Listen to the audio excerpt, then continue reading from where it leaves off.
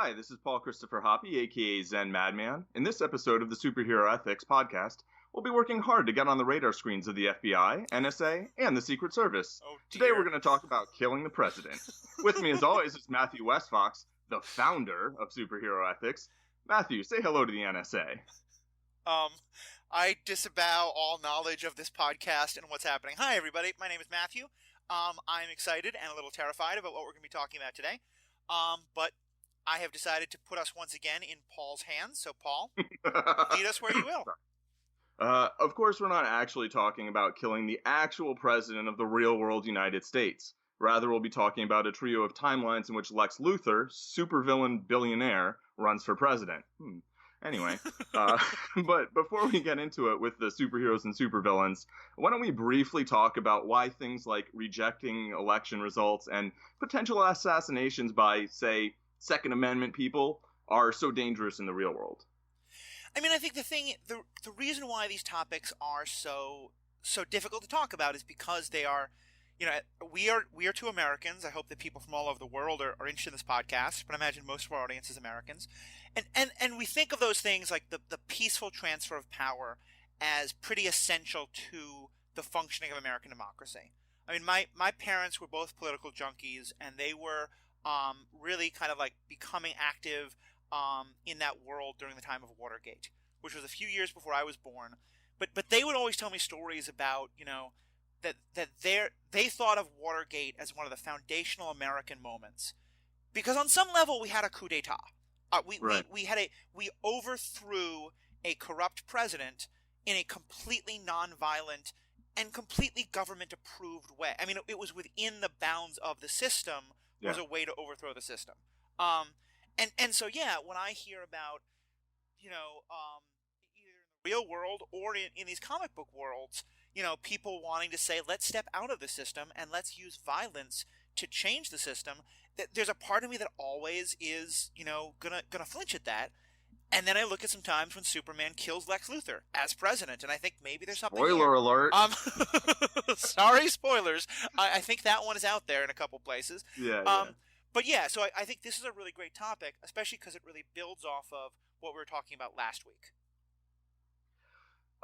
Excellent answer. First of all, on the Well, identity front, I'd just like to put out there that I don't really self-identify as American. I was born in the United States, and I live in the United States, and I've lived here most of my life, so, whatever. Mm-hmm. But you can just put that in my FBI file, thank you.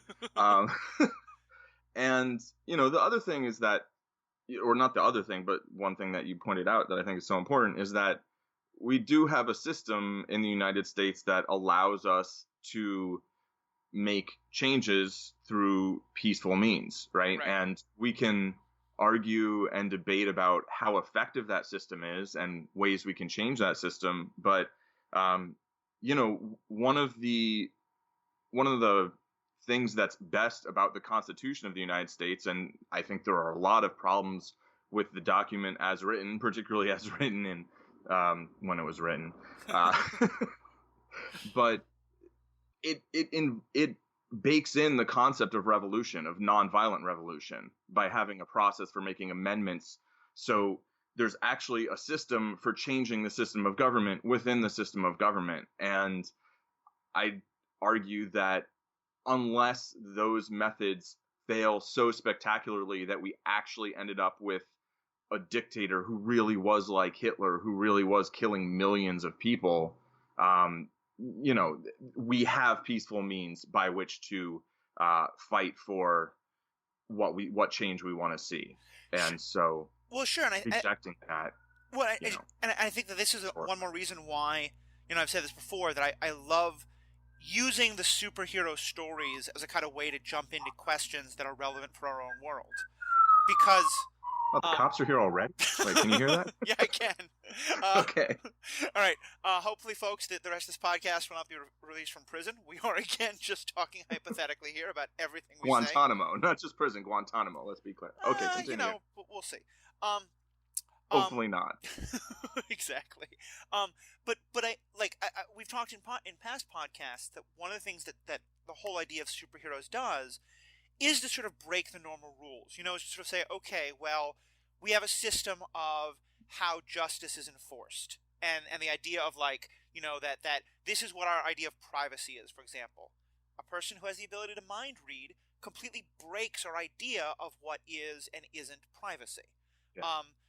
A person with superpowers completely breaks our idea of what does it mean that the police are supposed to be the only ones who have certain level of force that they can use, when just there are people who just by their biological nature have that force, or by their Right. technology. Maybe even the force of a nuclear weapon. Yeah, exactly. As we'll actually get into here a little bit. Yeah, and in the same way, I think, it gives us that same sort of thing of, okay, well, we in our world can feel like, and I think with good reason, but maybe with exceptions, that we, for the most part, have a system in which we can use ways within the system to prevent, a Lex Luthor from becoming president or doing terrible things as president. But what happens if we can't? And what is that in exploring what happens when we can't gives us a good example to talk about what would happen if, when those kind of similar things happen in the real world. Right. So good stuff. Cool.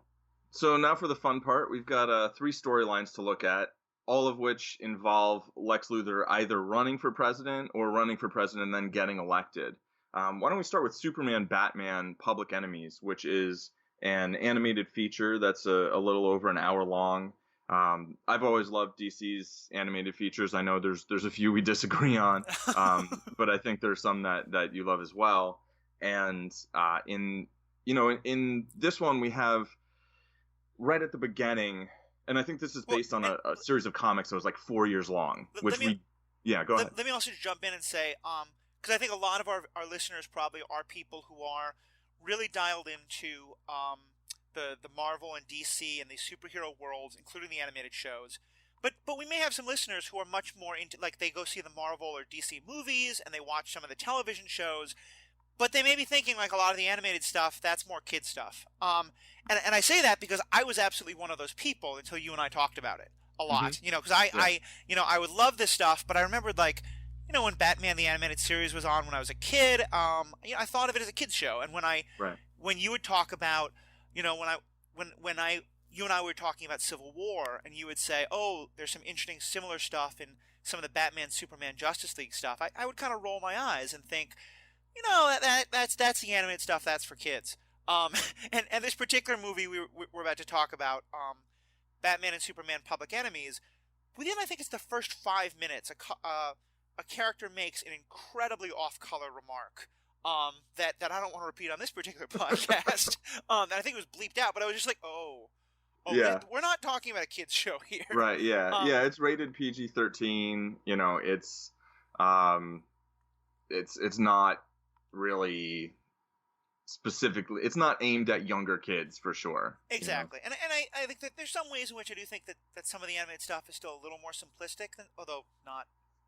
When you have Arrow and the Flash out there, like, simplistic is not always the... live action doesn't always involve real deep nuance and whatever. It just involves real people's faces that you can see, and sometimes it involves greater nuance. I mean, certainly the Marvel Netflix series do. But so the only point being, for any of our listeners who aren't yet plugged into the animated stuff, spoiler warning, we will be spoiling a lot of those things, but if you haven't checked them out, they're definitely worth checking out. Maybe you want to hit pause on this and get a chance to watch them and then come back, or maybe just we're going to talk about it, it's going to make you interested. But certainly I'd say for anyone who's interested in the kind of questions we come up with, a lot of especially in the DC world, I think a lot of the best explorations of them are happening in the animated world. So with that, Paul, talk to us about Public Enemies. Yeah, so in Public Enemies, Lex Luthor becomes president during, like, the credit sequence, right, before I think anything actually happens in the movie, and then recruits a bunch of and I think it's important to mention is that they make a point of sort of showing that it's not that just randomly he gets elected, it's that there's an incredible, like, economic depression, and then there's chaos, and it's that idea that we have seen a lot in history of the world being in a pretty broken state, and so people are willing to sort of vote for this extreme third-party candidate because it feels like nothing else is working. And he does run as a third-party candidate.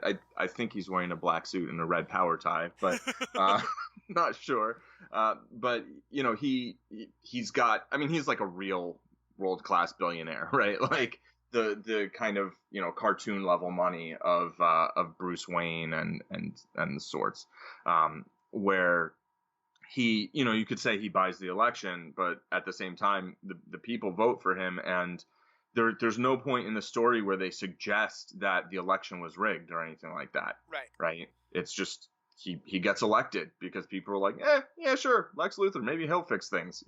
He's really good at supervillaining, so maybe he'll be good at presidenting.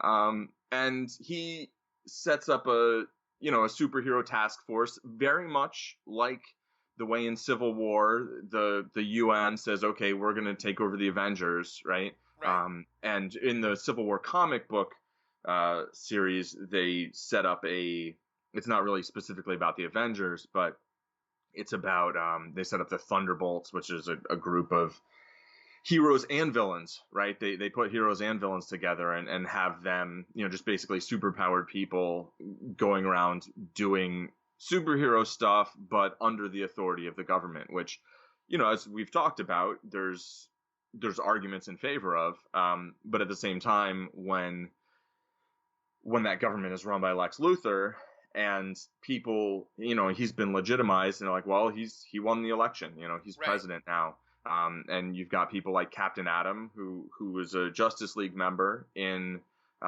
many stories, but also was previously a member of the United States military. And he'll come back in another show we'll talk about. And then you have Katana, who's usually a hero. Sometimes she's like in the Suicide Squad, but in the Suicide Squad, she's kind of part of it's not really clear why she's in the Suicide Squad. Yeah, that we can just move on, because that was not the best part of that movie by any means. But she's not one of the captives, right? She's voluntarily saying, yes, I'm going to do this. I'm going to try and help, right? But she's clearly willing to align herself with some people. Yeah. And then Power Girl, who's I find her story really confusing. But I think she's kind of like Supergirl, but in like Earth 2 or something. I don't know. This I think she's different in different versions of things. But she's someone who gets to be pretty much like Supergirl, but she doesn't have the S on her chest. Right. She's not. This is Supergirl. So and she goes along with Lex Luthor, and then you have Major Force, who's a character I'm not that familiar with outside of here. But so you have all these characters who are traditionally superhero vigilante types working for the government, but the government's run by a supervillain. Right. But he's not like openly a supervillain. And he does set things up so that basically he frames Superman for murder, and now Superman is a public enemy, right? And he essentially becomes like a vigilante. We get back into those same basic vigilantism questions of right.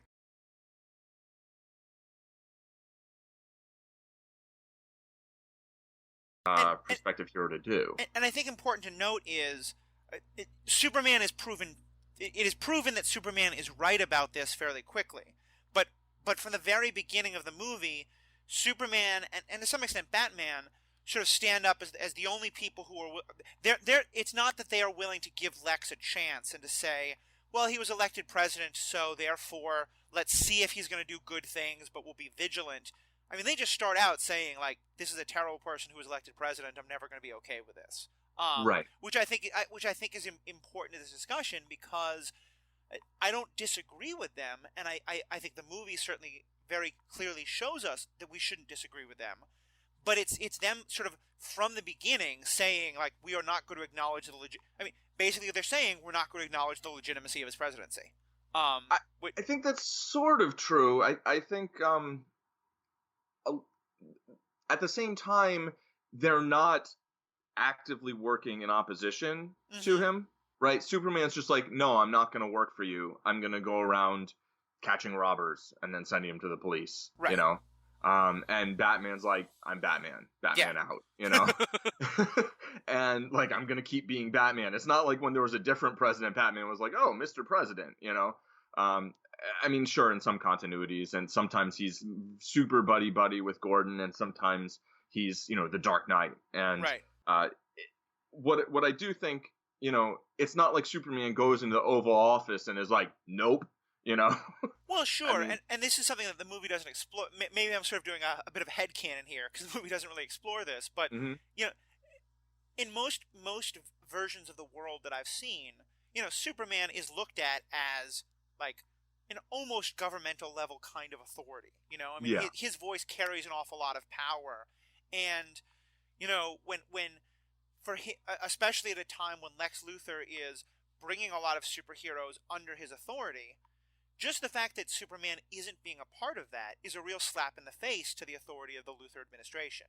for sure, for sure. And I think that that's, again, headcanoning here. I don't know how much the writers were intending that, but I think it's interesting to think about, what kind of responsibility does someone like a Superman have in that kind of a context? Mhm. Knowing that he's not just a guy, he is, the fact that Superman does or doesn't support something is going to be huge public news and is going to be a big thing. But yeah, but I think your point is also true that he isn't like actively trying to undermine the administration. He's not trying to tell people to overthrow him. He's just not going along with his authority the way a lot of the other superheroes are. Yeah, I mean, he's basically saying, the people have voted. I think it was a mistake, but he's the president, but I'm not going to work for him. Right. Which to me is like what Superman should do, being Superman. Yep. Meanwhile, Batman should be like, all right, what's going on here? Like, I'm going to investigate into what's really going on, and I'm going to track some meteor that Luthor is probably going to try to allow to destroy um, and yeah. So to get deeper into the kind of the plot, after framing Batman and Superman, well, framing Superman, but then Batman is there with Superman, so he's guilty by association. And putting I think $1 billion bounty out on Superman's head. Mm-hmm. He, which maybe Bruce Wayne could like have put like a $2 billion anti bounty or so. I don't know. But he doesn't, and that I think also goes to show that as much as they reject, at a certain point they reject the legitimacy of the Luthor administration, especially after Luthor tries to have Superman killed and framed for murder. They're still not coming out and being like going public with this idea like this is a totally illegitimate Right. Administration. What they're doing is they're trying to get proof of what he's doing wrong and to actually stop his plans. Right. And then there's a world threatening event which Luthor thinks like he can just like single-handedly avert because he's got a massive ego, and then he's wrong and and so of course Batman and Superman have to save the day, and Lex tries to stop them, and then blah blah blah blah. But so do you think that, like, at what point does it make sense for them to be like, no, now we're actually actively against you? I mean, I think that's such a hard question, especially because, as you're setting up, one of your first thoughts is, well, once they see that Lex Luthor, billionaire, is running for president, why doesn't Bruce Wayne, billionaire, run for president? Right. That because I think, and also in what you were just saying then about like that they're not going public, I think part of it raises this idea because in part, so what they're doing is they're sort of acknowledging. Because for them to do those things, for Bruce Wayne to run for president or to fund some other candidate for president, Mm-hmm. because I do think Arrow's mayoral candidacy aside, the idea of a superhero running for president in this day and age, I kind of think the secret identity is going to get outed at some point. Right, and also like Bruce doesn't have a lot of free time. That's also true. Just putting that out there. I guess like Dick could be Batman for a while. The Oliver Queen mayoral candidacy thing was not my favorite plot point. Sure. But I think that there are things they could do. Superman giving speeches and saying like, as Superman, as the defender of the American way, I don't think Lex Luthor represents that. People should vote against him. Clearly Right. they've chosen not to do that. So to some Yeah. extent, they've already decided like the system. They're doing that thing we talked about of stepping outside the system. And I think that to me that's a really interesting thing because and they are proven right as the movie goes on. But it's sort of starting. It's them starting from that place of the fact that the system allowed Lex Luthor to win the election is to us proof that the system is itself broken. Right. And clearly their end goal is to get the system back working again. You know, they don't Yeah. want to wind up with Superman ruling. But I think that it's that to me there's something really interesting there of them basically saying like one because that's in very much contrast to like what Power Girl and those folks are doing, of where they're basically saying, well, look, we don't like who the president is, but he's in charge, and we're supposed to work for who's in charge, so we have to go along with that. Right. Yeah, and I mean, none of them have quite the same personal relationship that Superman does with Lex, Right. but yeah, it is interesting that they didn't, and I don't know really the backstory. I haven't read the whole 4-year run that apparently led to of comics that led to this story, but you know, I would imagine Superman maybe didn't want to like quote unquote put his thumb on the scale, Right. the way that Obama in theory didn't want to put his thumb on the scale for during the Democratic primary, which we can discuss how much he actually did or didn't, but this idea that okay, here's someone who has this enormous amount of power but respects the idea that the people should decide, Right. right? And that's that's been a theme throughout Superman. Like like we said, that from the time Superman first shows up, understandably, there's a group of people who just want him to be in charge. Right. Just like let's have dictator Superman and everything will be great. And he has really tried hard to, in a lot of the different stories, to say no. Like, I am a servant of the will of the. This isn't his language, but it's that idea of like, I will do what the people tell me to. Is what I think is for the best for the people. And it's why I think this is such an interesting movie, because it really shows him going. Because the people have said they want Lex Luthor to be their president. Right. And so now he's in a situation where he's like, but you're wrong. Right. And we don't think that he's wrong, but it's to me it's interesting, and I watch this movie and I'm thinking, yes, this is what Superman should do, and it scares the hell out of me. Well, so I think that segues well into the next bit. I do think it would have been interesting. I mean, I love the movie; it's one of my favorites, and I've watched it several times. I would find it really interesting to watch more of the period when Lex is president, but not just like, oh, yep, he's a supervillain, Right. And Superman's kind of struggling with like, well, I really don't trust him. I'm not going to lend my name to legitimize his administration, but at the same time, I'm not going to openly defy it and, tell people that it's illegitimate, right? But if we move along to the second plot line, which is it's a story from the Justice League animated series from season 2. They go to it takes place in an alternate universe, I guess. I don't know. It's part of the multiverse where there is no Justice League. There are the Justice Lords. Right. And they were never called the Justice League, I think, but they basically seemed to function more or less like the Justice League. There were 7 members, just like the Justice League in the Justice League show. But Lex Luthor becomes president. Apparently he kills the Flash because I guess the Justice Lords aren't fully in agreement with whatever Lex Luthor's doing. And then, that story actually opens on a scene of Superman in the Oval Office, and like I think Batman and Wonder Woman are also in the White House fighting guards, right? And then Superman's like, I can't let you do this. You've gone too far. And Lex is like, but the only way you can stop me involves lethal force, and you just won't do that. And then he does. Right. And then after that, they become these dictators that are just like, well, no, you can't go out after a certain time. And, well, we can't have elections yet because we can't trust the people and blah, blah, blah, blah. And they've kind of completely dismantled the American government and maybe the world government. It's kind of unclear what's going on in the rest of the world in that show. But,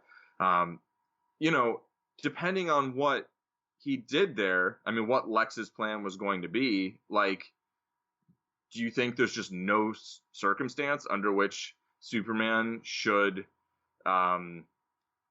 heat vision Lex out of existence? Like, what if his thumb was like he's got his thumb on some button, right? Right. What if that button is to like launch all of the nukes and kill billions of people? I mean, I think that there's two interesting things here. One is the in regards to him being the president, but I think you're also touching on an important ethical issue that I think a lot of these shows kind of sidestep in a way that annoys me. So let me just go off on a little bit about that first, which is a lot of the shows make a big point about saying like that the hero makes a rule that they will never kill.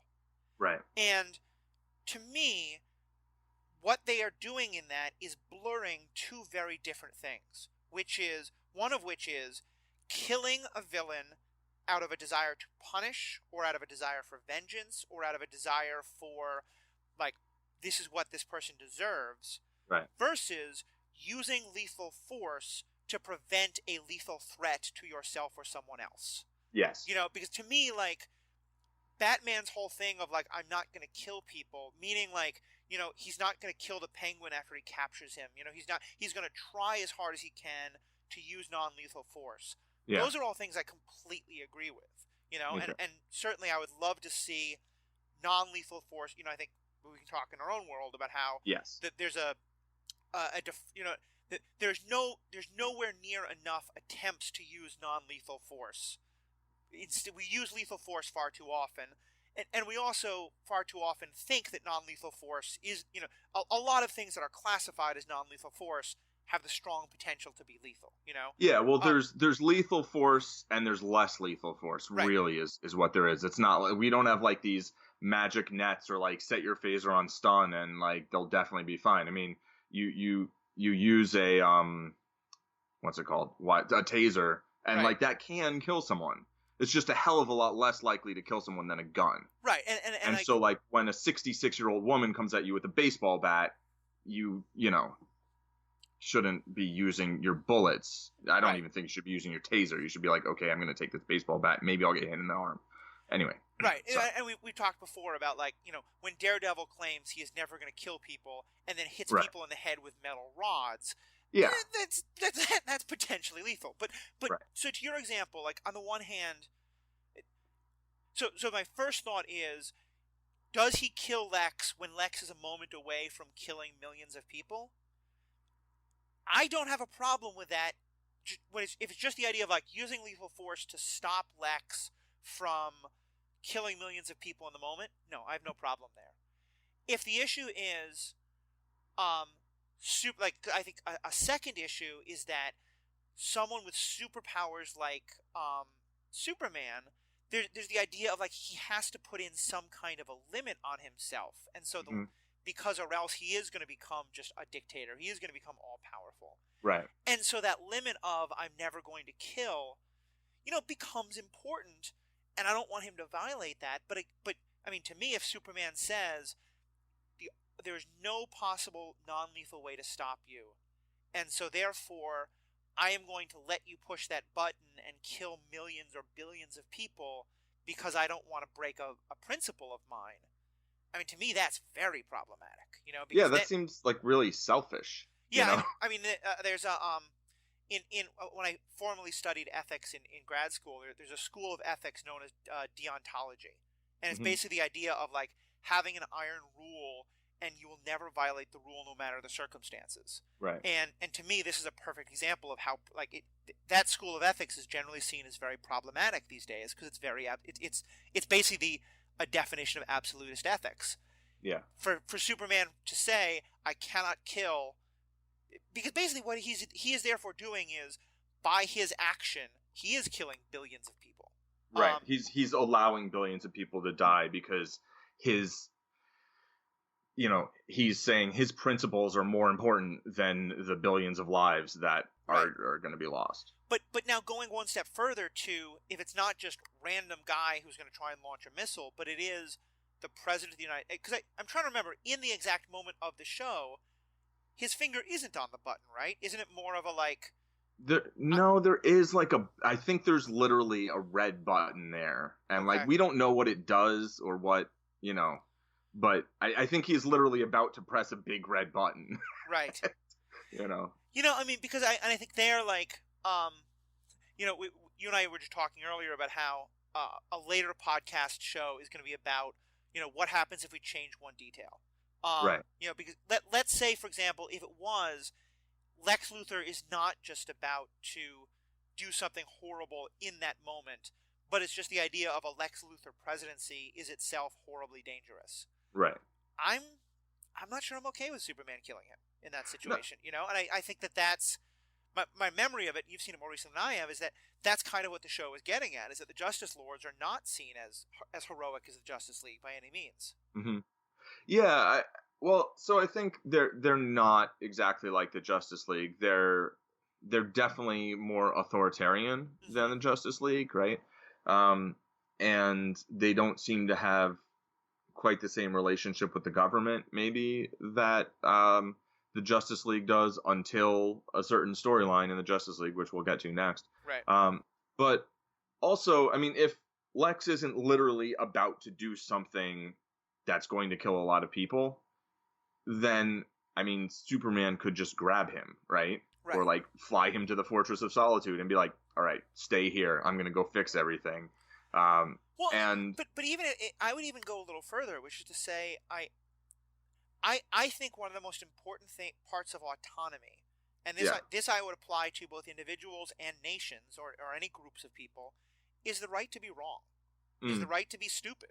I mean, right, and to me, like I personally, I'm very against the criminalization of most drugs because I think like if a person wants to do great harm to themselves through taking drugs, yeah, I don't really have a problem with that. If that person then wants to get behind the wheel of a car and now put other people at risk, then let's talk about it. But both because of the self harm thing, but even more, I think that there's a lot of evidence to the idea that trying to convince people to do the right thing, or at least your understanding of the right thing, is a lot more effective than just telling them they can't do a different thing. right, And in that same kind of a way, I think if the American people have elected Lex Luthor as their president, if there isn't that imminent danger of he's about to launch missiles or a meteor is about to come hit the planet, which right, is going to happen in Public Enemies, um, for Superman just to say like, no, you people are wrong, he's a bad president, you can't have him as your president, to me that's really problematic because that's not a, it's a subversion of democracy, but b, you're basically just going to get a populace who's even more dedicated to you tell. right. It's gonna make him a martyr more than it's gonna actually get people to see what's really going on. Yeah, and they're going to be even more like, no, but we want Lex. How dare you tell Right. us we can't have him? Yeah. Yeah. I mean, I agree with that. I mean, the one thing that I kind of disagree with a little bit is the idea that a group of people or a nation can like really make decisions that are bad for themselves. Like those decisions that are bad for themselves, like you can only look at it that way if you look at that group of people like a single thing, like an entity that's Right. self-contained. And the trouble is, like, let's say that group of people decides to make a decision that's really bad for part of that group of people, or even for all of the people, but a lot of those people are dissenting. Right. I mean, it sort of gets down to the roots of democracy and, you know, consent to be governed and all of these things, which, you know, I don't entirely agree with. I Mm-hmm. mean, there's an extent to which I just think it's the least bad option. Right. Like I don't really like democracy. I'll just say that. Mm-hmm. But I dislike every other system of government I've ever heard of more. Right. So you could call me an anti-authoritarian anarchist. That's fine. That's fair. That's fair. But the point is like Says the guy who's in democracy. charge of this podcast. Yes. Well, uh, loosely in charge. Just wait, everyone, until he tries to tell me it's time to wrap up. Go on. Right. We end when I say. But it's like, for all the imperfections of democracy, where it is kind of the tyranny of the masses, and certain people, the people who are in the losing group are basically being governed by the people who are in the winning group. And Right. just because there's more in the winning group, does that really mean they should have the authority? I don't know. Well, But like that makes more sense to me than, a single individual who has no real claim to being necessarily the right person to run things, having all that authority themselves. no, and I think you're right there. And I think especially because first of all, I just totally agree with you about the democracy but being a definitely imperfect system, but better than almost anything that's been tried. I'm horribly mangling the Winston Churchill quote, but he said, democracy is the worst possible system until compared to anything else. Right. But and part of it, we talked about the Constitution in this country before, and that it, that there are at least some checks and protections against the majority doing terrible things to the minority. Yes. Those checks and protections are nowhere near as strong as they should be, and they're often ignored in a lot of ways that are really problematic. But they at least exist somewhat.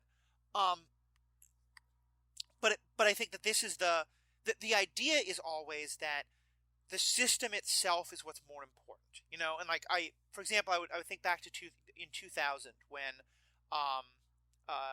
George W. Bush was elected / appointed by the Supreme Court, and a lot of people, I think myself and yourself probably included, did not see that as a legitimate working of the system. Yeah. And you and I talked about how later in that presidency, when Bush was really doing some terrible things, and the military there was talk in the military of overthrowing him. Again, NSA agents, completely hypothetical. We're not discussing this in any way. But if you had told me in 2000 if you told me that there was going to be a public uprising, like, national strikes and things like that, to demand that the Supreme Court, reallow the vote counting and things like that, I would have been okay with that, because then it is still, it's a national strike is still somewhat within the sort of accepted bonds of what's happening. Right. But if you told me that the American military was going to say, we as the generals disagree with the Supreme Court, we think Gore should have been elected, so we're going to actually force as a military Bush to step down and put Gore in as president instead, I would have probably had some real problems there, because to me that's like the Supreme Court is part of the system, and I think the system didn't work properly. But when the system doesn't work properly, what I want to see is, I said at the very beginning about Nixon, to me, the system has a way to correct itself when the system doesn't work properly. And what scares me a lot about the Justice Lords kind of storyline is it's saying, we have people with the power to say, no, your system's broken, so you're not going to have that system anymore. Right. You said with Justice Lords saying, we're just not going to, we don't think you're quite ready for elections yet. Yeah. To me, what that's kind of saying is, we think there's enough of you who still want to elect a Lex Luthor, so we don't quite trust you yet. Right. It feels, if nothing else, very paternalistic. It's kind of like dad saying, I don't quite trust you to, go out on your own yet, so I'm going to go with you to the movie with your friends, like that kind of a thing. Yeah, it is. And I think within the context of the Justice Lords, I think my interpretation is that Lex was about to do something, imminently about to do something that would have resulted in a large number of deaths immediately, and not, we can say this about almost every president, except maybe like Jimmy Carter, they all do things that result in a lot of deaths, Yeah. And that's part of the weight of being president, that even Jimmy Carter, I think something like 20 American soldiers died in that failed attempt to rescue the hostages in Iran, and probably a good thing. But yeah, every president, has some blood on their hands to some extent. When you're running a military, your options are either to, you don't even really have the options of risking lives, unless you're no more military, there's always going to be people whose lives are at risk, and you're gonna bear the weight of that. And but if we look at whatever Lex was maybe planning to do. And if we assume that it was some crazy supervillain plan, that wasn't real, like maybe he was going to take over the world, maybe he was about to nuke Russia and China, and whatever, if we give Superman the benefit of the doubt there, like, I'm fine with him heat visioning him. Like, if that literally was the only way, if everything he could do to stop him involved lethal force. Right. That said, after doing that, like, I think he should have gone into exile, Yeah. Like, I think he should have been like, all right, Superman out, I think that's... Go ahead, but go ahead. Or at least gone into being more of a Batman-like kind of like, all right, I'm going to be in the shadows now. I'm not going to become a dictator because I don't think you all can govern yourselves. I'm going to solve this one threat and then be like, okay, now what? Right. I mean, depending on, who if Luthor's VP was the Joker, then obviously there's more work to do. I think that I want to use one real world example for this and one superhero one. The real world one, and I'm going to admit from the beginning that I am not incredibly knowledgeable about the facts, so I may be wrong about this specific example, but I know last time you talked somewhat about how in Turkey, the military will from time to time there will be a coup, but then the military will step back and say, like, okay, we've gotten rid of that really bad thing, but now you, the people, we're now going to go back to democracy. And that, I think that I don't want to make that a rosy situation. I think there are still, the military does limit what democracy can be in some really problematic ways, but that's at least a little bit in the direction of what you're talking about. And in the superhero world, or at least the comic book world, I think a great example of this is V for Vendetta. Because one of the reasons I love that, and I haven't read the comic, I know, I'm a filthy casual, but one reason I love the movie so much is because the character of V does basically exactly what you're talking about. He basically says, like, he is going to have to use violence and, vigilantism to remove this terrible threat. But part of what he's doing is not just removing the threat, he's also making, like, we talked before about how the problem is if the people still believe Lex Luthor would be a great president and they can't have him, you've got a real problem. But what V basically does is to say, not only am I going to remove that government, I'm going to make sure you all know why that government was so bad. But then he makes a real point, he dies at the end, and he makes a real point of saying, like, he can't be a part of the new world that he's hoping that his actions are going to help create, Right. He's sort of saying, like, that the system got abused, so I'm going to, like, continue to be outside the system to step in to try to destroy what was created, but then he really wants the system to go back to working, Yeah, and that's also very much like Batman in the Dark Knight movie. Absolutely. Where it's like, I'm going to fix it using means that I don't think should be normal means, but I don't see how we can do it within the system because the system has, like Hitler was elected, right? Oh, yeah. And he had certain powers, and then he took more powers. Right. And he used the powers that he had to give, like, it wasn't just that he said, he declared executive rule and I think a emergency rule or martial law. I don't know what the exact term in German would have been. But yeah, that was within the system. He used the system to take over the system. Absolutely. Yeah, and so when that happens, if the military was run by people of conscience at that time who looked at it and were like, wait, no, right, this isn't, we're not doing this. I think it would have been entirely reasonable for the military to step in and be like, no, we're not going to kill all these people. What we're going to do is we're going to say, wait, stop. You're not in power. Okay, now let's have another vote. See, but here's where I do disagree a little bit, and this is why I couched what I said about Turkey so much, because it's why I'm also nervous what happens in Turkey. Yeah. For me, part of what that is saying is that there's a degree to which it's incumbent upon the military to say, do we think the public made the right decision by voting for this person? And should we therefore approve or it's sort of like, once you say that you have the power to say, no, this guy is really going to be abusing the power, to me there's a real problem there. And if it is just like you and I talked about it in our last episode, like, if it is just the military saying the president is giving illegal orders, the president is is asking us to do illegal things, Right. we're only going exactly by the rules, then even there it's dangerous to me, but I think that there's something okay. It's once the military is starting to say that to some extent we get to pass judgment on the will of the people and decide if it's right or wrong. I'm not saying it's wrong, but I'm saying I'm getting very, very nervous there, because to me that creates a really problematic precedent.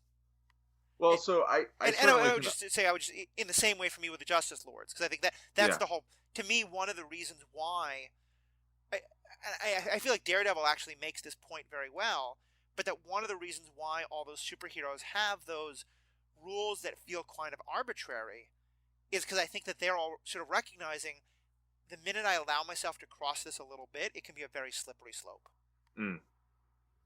Yeah, I mean, I'm particularly unfond of slippery slope arguments, but I do understand the concern behind them, and I certainly can understand, like, the idea of the military stepping in and being like, no, you can't be the president is pretty horrifying, honestly. But that said, I think it's actually the duty of the military, when given instructions, like I mean, did we talk about this last time? The scenario under which there could have been a coup or could be, I guess, if Trump were to be elected president, and then say, okay, now go bomb all of those families of terrorists or suspected terrorists, go do more torture and worse, whatever that means, do this and this, violate these conventions, execute a nuclear first strike.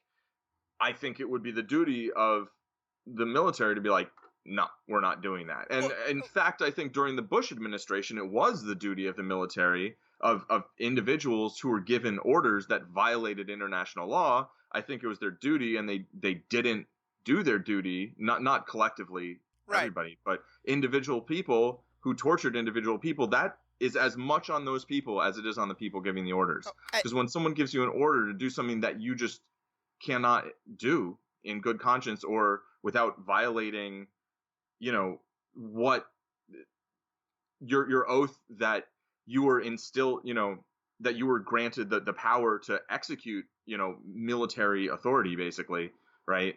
To use force. If you don't uphold that, but then you just follow one of the leaders who says, well, don't worry about those laws. Like, that's as much on that person as it is on the person who gives the order. Oh, and there I'm in total agreement. And I will, one of my favorite movies for these kind of issues is A Few Good Men. Have you seen that? Yes, I have. Yeah, because I think that they do a great job of sort of saying, like, the person who gives the order is terrible and should be punished, but also the people who followed the order failed.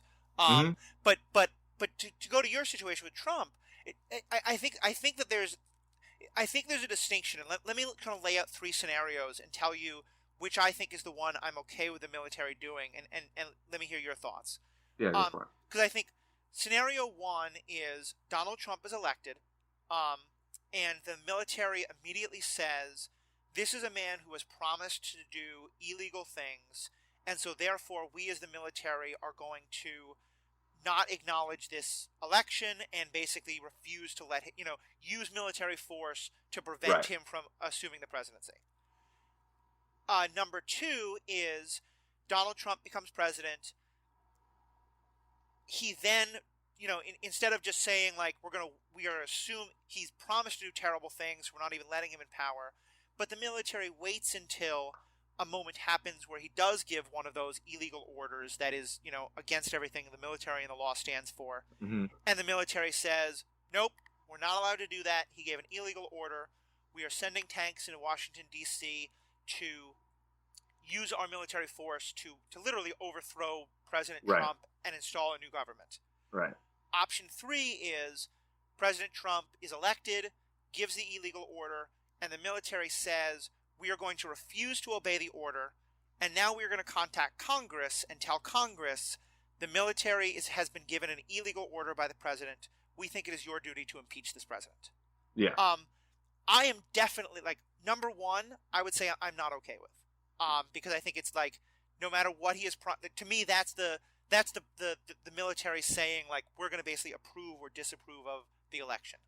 Right. Number two, if it's an imminent danger kind of a situation where Trump is like in danger of doing something unless he's forcibly stopped, I'm going to be okay with, but I'm really, really nervous about it.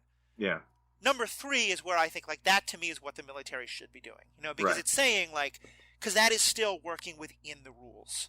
And that to me is kind of in the same way, like, but that to me, I could see what the superhero's doing, So where would you be on those three options? Well, so number three, I think, is definitely totally fine. Right. Like, and in fact, what should have happened probably a lot of times throughout history. Yeah. Right. Or at the very least, saying, I mean, I think I'd give even an option 4, which is like the military says, look, we're not going to do that because of X, Y, and Z reasons. Right. And, we're not necessarily going to make a big deal out of it, but we're just going to say, no, that's not what the military is there to do. Right. And then if as a president, if the president then accepted that, then you go on about your business. Right. But then if the president was like, well, no, I'm going to have you brought up on charges for refusing to do this, because I really want to, nuke wherever, then, you go towards, trying to get Congress to begin impeachment hearings. And I think both of those would be totally fine. The second one's almost like the worst to me.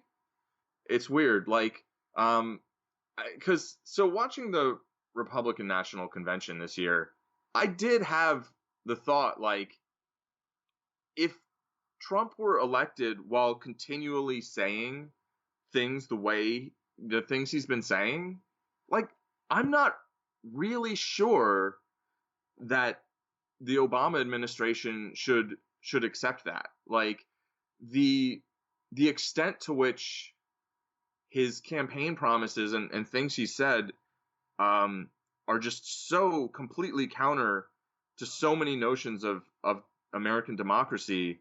Just it's, I mean, he's just openly said, I will violate so many aspects, so many amendments, so many parts of the Constitution that I don't know. I wouldn't feel good about it, but like, it definitely gives me pause, and so you're saying, like, you might be okay with option 1. I'm saying that option 1 isn't to me like, well, no, absolutely not. Right. Option 1 to me is like, like, make a case, right.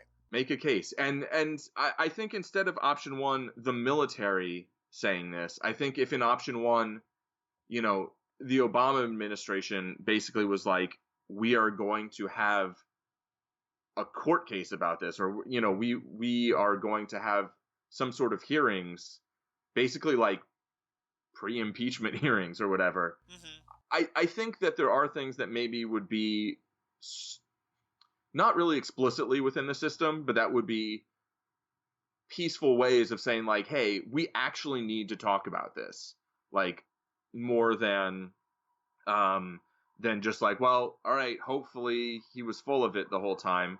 And I'll just add one more thing, that when Trump made the whole Second Amendment, the NSA is really coming for you now, aren't they? Yeah, well, yeah. Hear the sirens again.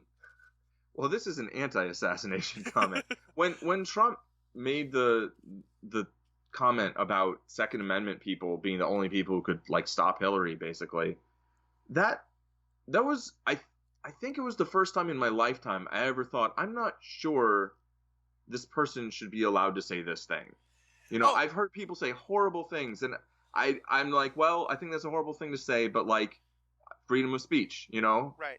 But that was the first time I heard someone say something and go, like, yeah, I don't really think that's okay. Well, because there's a couple things I want to say, and the first thing while we talk about killing presidents on this podcast, I'd like to point out my own hypocrisy before someone else gets a chance. Well, but I'm going to try and square that circle in a moment, but I do also want to first say, and this is a comment probably a little long time in coming, but I want to make it clear.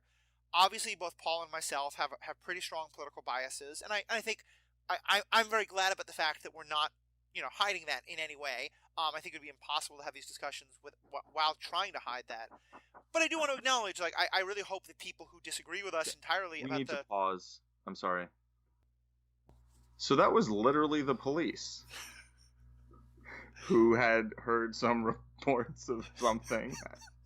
I don't know. Are you kidding? I'm not joking. That's actually what just happened.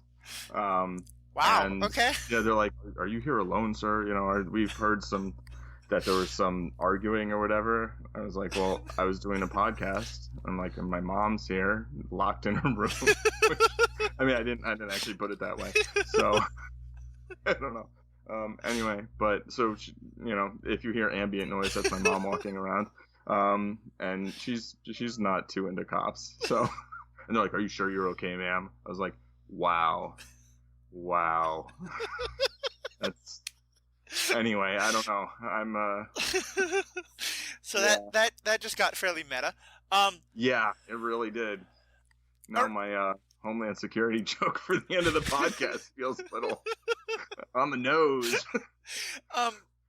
So yeah, that's just I a think coincidence. that the military would be out of line in any of those circumstances, and clearly should just do whatever the president says. Exactly. Well, so what I was saying before the interruption, oddly, I do want to make clear that I hope people of all political persuasions can appreciate this podcast. Paul and I definitely have our particular bias, and I think we need to talk about that. But I do think, like, you know, while I strongly disagree, I think you could probably have the same kind of ethical discussion if you thought President Clinton was going to be, horribly corrupt and terrible. Again, that's not my perspective, but I want to make sure people aren't feeling like you have to be a super liberal to listen to this podcast.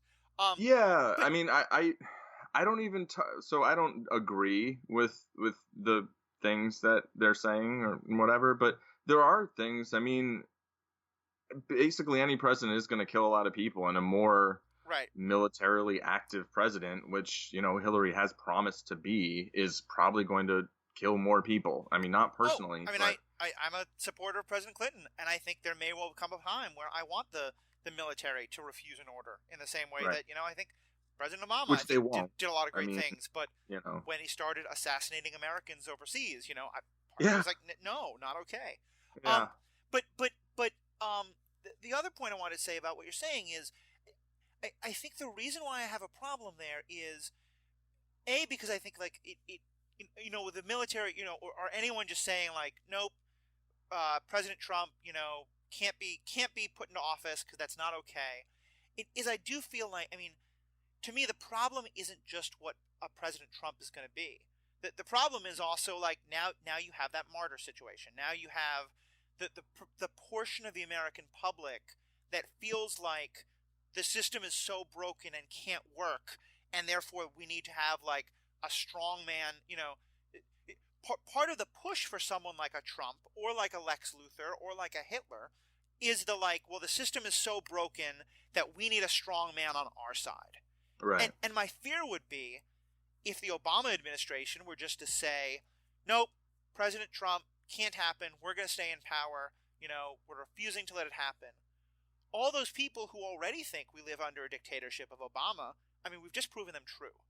Right. That's for sure. And this is where, like, to me, it's that idea of, like, the system giving bad results. I'm not saying, to me, it's like the absolute. I think there are times where Superman should kill someone. And I do think there are times when you have to break the system. But I think it has to be such an extreme. And that's why, to me, it is more the Trump has given the order, or the Clinton has given an order, if you want to take it from that perspective. Sure. Rather than, we don't think that this person can be legitimate. Or Evan McMullen. He could win Utah and then the House, All possible. Yeah, so I think that's more where I come from there. Yeah, I mean, I agree with that, and I do think the context always matters, and the problem is that it's so easy to take small to medium transgressions or problems or abuses of power and paint them as these just unconscionably awful things that just need a revolution, and I think there are a lot of things. Like, I have a lot of problems with Hillary Clinton. I have even more problems with Donald Trump. Like, one of them I do think, like, really? Like, is that really?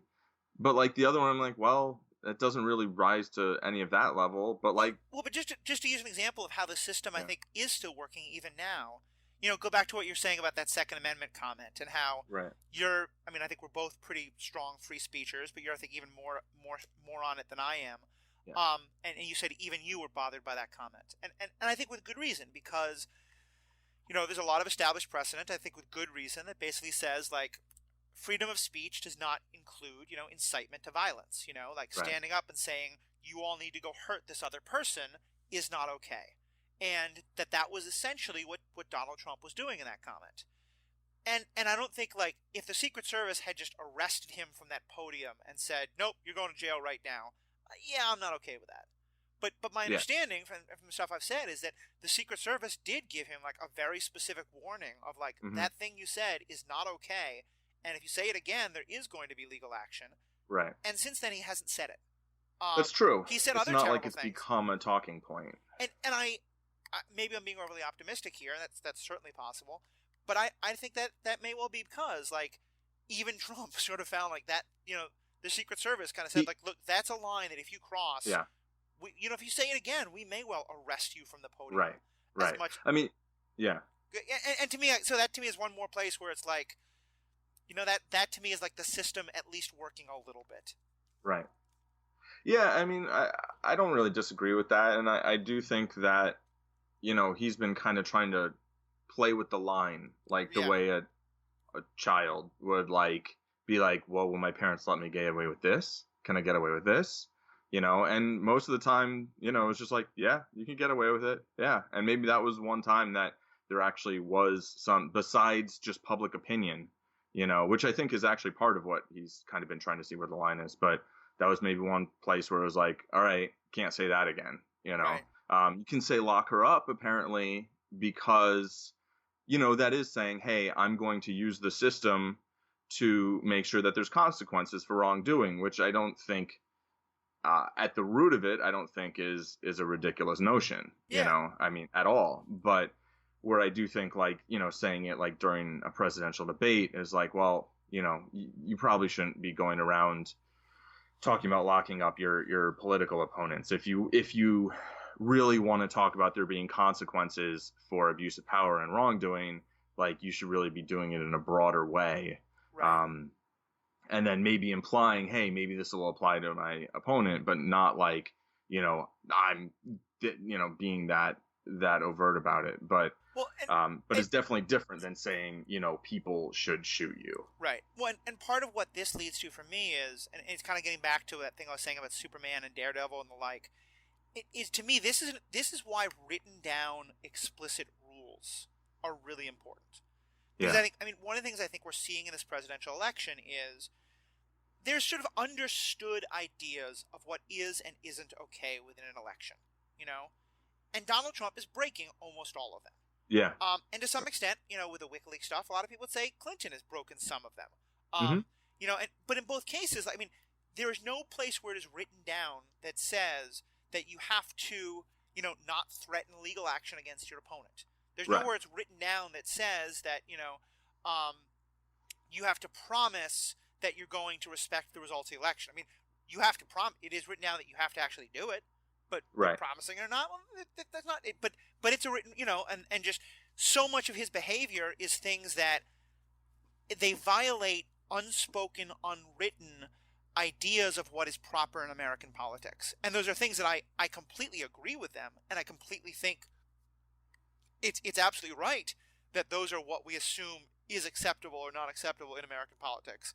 But it's not written down anywhere. Yeah. And so it's a lot, and in this, instead, is this idea of like, we're supposed to be genteel and loyal opposition in American politics. Well, what does that mean? And in the same sort of way, if you say to Superman, like, don't abuse your powers, and all the ideas of what that means aren't written down, that's kind of problematic. The don't kill someone. Right. That's a much... Like, yeah. Yeah, and I think a lot of the ways, especially for someone like Daredevil, even more than Superman, don't kill someone, I think, is the wrong rule. Because I think it sometimes maybe he should kill people, but also, like, the idea that he's not killing people, as we said, is kind of ridiculous. Hmm. But to me, it's the reason why those rules are important, because to Right. me, it's that idea of if you have power, assuming that there is kind of an unspoken assumption about what is and is not okay as a way to use that power, whether the power is of a political candidate or the power is superpowers, that's really problematic. Yeah, I mean, because different people have different assumptions, right? Yeah, And if you just assume some things a certain way, and it's like, oh well, we never said that. It's like, oh well, I guess we never said that, right. you know. um, so yeah, I definitely agree that having more clearly defined, I mean, that's one thing about, like, if one of my criticisms of the Constitution would be that, um, it was written 240 years ago, give or take, Hmm. right? And a little less than that. And it was written in a world that didn't really have electricity, right? Right. Didn't have a lot of things that we have today. And so, you know, I think, oh, I mean, and it's also a lot of things are written very simply, which has merit, but at the same time, it leaves so much room for interpretation, which, that's what the Supreme Court does. But then it also leaves so much room for interpretation that, when you compare it to laws that are written, or, contracts that people sign, even just for like signing up for a mobile phone, Right. you know, I mean, the terms and conditions of using Pokemon Go are, I'm sure, longer than the Constitution of the United States. So it seems like getting a little more explicit in there, would maybe have some merit. Yeah. No, I think that's definitely true, and I think that's to me, it's that interesting idea of the danger of these unspoken rules. Yeah. So there was one more plot line that I wanted to get to, but we could wrap up here, or we can just kind of mention that in the Justice League series, so this whole Justice Lords thing has happened in another universe, Right. right? And then they've come to the world that the Justice League is in and kind of replaced the Justice League, and um, then the Justice League comes back from the other world, basically breaks out of prison or whatever, the Justice League Lords, um, kind of prison for them, and they defeat the Justice Lords with the help of Lex Luthor, which is how he gets pardoned, and then he decides to run for president. And I really think that storyline is one of the best. I mean, the way it ends is a little bit like, okay. But, the idea that you can have Luthor running for president, and you can have the Justice League be this very powerful organization that tries to work within the boundaries of U.S. law and international law, and kind of the really, the challenges, the subtleties, it's got Amanda Waller, and she's, I think, very rightfully afraid of the Justice League. What if they do become like the Justice Lords, Oh yeah. And Superman's like, well, me, Bruce, I would never, I would never do that. You know me. And Bruce is like, yeah, I do, you Right. know, and so it's, It, you don't know. yeah, and I think that's. I'm really glad you brought that up, and we do need to wrap up. I know in a minute or two, but I think this is such a good point to talk about and to kind of end on, because I think, to me, one of the things that undergirds so much of this is the idea of trust, and Yeah. that a lot of times there's this argument of, I'm Superman, you can trust me with this power. I'm Bruce Hmm. Wayne, you can trust me with this power. You know that I'm the good guy. And which I think mirrors and I use that last phrase, good guy. That you can trust a good guy with a gun to stop a Right. bad guy with a gun. Yeah. And that you can trust these things. And I think a lot of our system is set up to basically say, no, we can't, because even a Superman, how many stories are there where someone uses some red kryptonite or something else that makes Superman go bad, or that makes some other superhero, for whatever reason, like the superheroes who trust Lex Luthor. Like, I Hmm. think that, to, and I know that here you and I will disagree somewhat, but that to me, that's the problem I have with Captain America's argument in Civil War, of his idea of, like, I would rather trust individuals than trust, a system. Right. And I just watched the movie again, and I hear where he's coming from, and I think in terms of as individual people, you, Paul, I trust you. I'm going to give you Right. a whole lot of power that I might not give a random person, because I trust you. I know you. But I don't want a governmental system based on that idea, because I just think and again, it's that same idea of like, well, we trust the military that they're only going to overthrow the government for the right reasons. Right. We trust, the police that they're going to be responsible in the use of force. I mean, just that last one we've seen. I think the fundamental problem is we don't have that trust anymore. Yeah. So all this is to say, like, and I think to an extent, like maybe we never should have to that extent. Yeah, definitely. I mean, I think that's the, and some people never did. I'm sure. But that a lot of the response, like, against Black Lives Matters and stuff like that, has been people saying, like, we should just trust the police. Like, they won't shoot people unless they have to. Right. And I think that is just such a dangerous, it's weird to me, I think, in the end, with all these things, what I want more than anything is independent oversight. I want someone saying, okay, Captain America, you think this is the right thing, but we want someone else to kind of look in and be an outside objective perspective, Right. Same thing with, in our real world and in this one. Yeah. And I think, when we look at, giving the president more powers, which has happened, right? Like saying, oh, okay, well, such and such a power, like, well, you can trust Obama with it because he's Obama. Like, maybe you can't because you can't, but, what about the next president? What about the president after that? So I do think when it comes to setting up a system and giving people powers, you need to consider the worst case scenario, or at least the bad scenario, right? And that's why there are checks and balances, and that's why it's not a dictatorship. And I guess we'll see how that goes. Hopefully it'll stay that way. Yeah. No, I think it's true, and I would just add, kind of, to me, my final note, and whatever you want to say in closing. Like, having again rewatched Civil War again, I think as much as I'm on Team Tony, I also think that a lot of the things in the Sokovia Accords are pretty horrible and terrible. But the one thing that I think coming out of that movie, the one thing I would most want a Sokovia Accords to say, is to say, we're going to set up an independent tribunal or investigative body that's going to investigate when things like Scarlet Witch killing innocent people by accident happen. Because to me, in some ways, that's the moment. I totally agree. Because that's where I'm like, I don't know if she was wrong.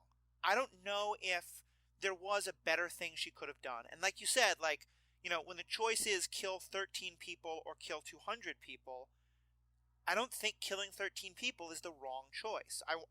But I don't know if Scarlet Witch could have done something better. But the thing that I do know is I don't want it to be Steve Rogers and her, and I don't want it to be the Avengers who decide whether or not she did the right thing or not. I want some other outside body who doesn't know her, who doesn't like have sympathy for her because she's a kid and she's just learning. I want some other outside body to say, you've got this great power, you're using it for good, we really thank you for that, but we need to know you're not using it, recklessly, and so we're going to look at this and decide if you did something wrong or not, And that's, I kind of feel like that's what I'd want with Scarlet Witch, and that's what I would want with a President Lex Luthor. Yeah, I mean, I think that, I agree with that, and that, like, whenever a cop fires their gun, they have to go to court and explain what happened. Right. It's not just like, oh, well, that just happened, and, we can say all we want about I don't whether know if they actually not, have to go to court, but I know they certainly have to go through some kind of administrative procedure. I thought they did, but, that's, I mean, okay. Hashtag facts I learned from watching, cop shows on TV.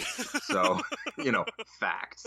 But, if they don't, they should, but yeah, the point is that there should always be a review process for, use of force and, really execution of power. So I certainly agree that in a world with superpowered individuals, there should be some sort of review process for that. And with any sort of a president, there is theoretically and should be some form of oversight, and ideally there'd be greater transparency, which we were promised by the present administration and maybe didn't get so much of. But right. Anyway, so shall we wrap it up there? That sounds good to me. All right. So thanks for listening to this rather eventful episode of Superhero Ethics Podcast. This has been Paul Christopher Hoppy. You can reach me at zenmadman.com or at zenmadman on the Twitter. Matthew, why don't you tell them where to find you before Homeland Security comes and drags us off to Guantanamo? Well, certainly. And we've not yet started any kind of fundraising for this podcast, but there may be a superhero ethics bail fund started up pretty soon. Yes, please. in which case, look for it. But for the moment, we're not going to ask for quite as drastic a sign of support. But we would love for you to show your support for this podcast. Leave us a review on iTunes. Tweet at us. Post on Facebook. Share this with your friends. Paul and I think these are really interesting conversations that we're having, and we would love to share them with more people and to get more people involved. So we're still trying to kind of figure out how to streamline that and where to sort of get all the comments to go. But for now, tweet at us, Superhero Ethics, or Superhero Ethics Pod. It is Superhero Ethics Podcast on iTunes, but everywhere else it is superheroethics.com or Superhero Ethics for the website, or Superhero Ethics on either Facebook or Twitter. Find us there. You can also find me at MatthewWestFox@gmail.com if you want to respond particularly directly to me. But otherwise, find us on Facebook, find us on Twitter, tell your friends about it, and let us know what you thought. Argue with us. Tell us where you're wrong. Tell us, what you think. Tell us where you're wrong. No, they tell us where we're wrong, and then we tell them where they're wrong. That's how that works. Oh, yeah, okay. My use of pronouns can be a little screwed up. Or actually, that was a subject, but it's okay. Okay, yeah, and grammar. But yeah, so would love to have you part of the conversation. And also if you got other topics you want us to talk about, Paul and I are still figuring out what we're going to talk about coming up soon. So let us know. We know we've got a couple of exciting guests coming up in the next couple of weeks, so keep your ears tuned for that. And thank you very much for taking part. Bye-bye, everyone. Cheers. My mic is a little hot. Let me turn that down a bit. This mic is hot, hot, hot.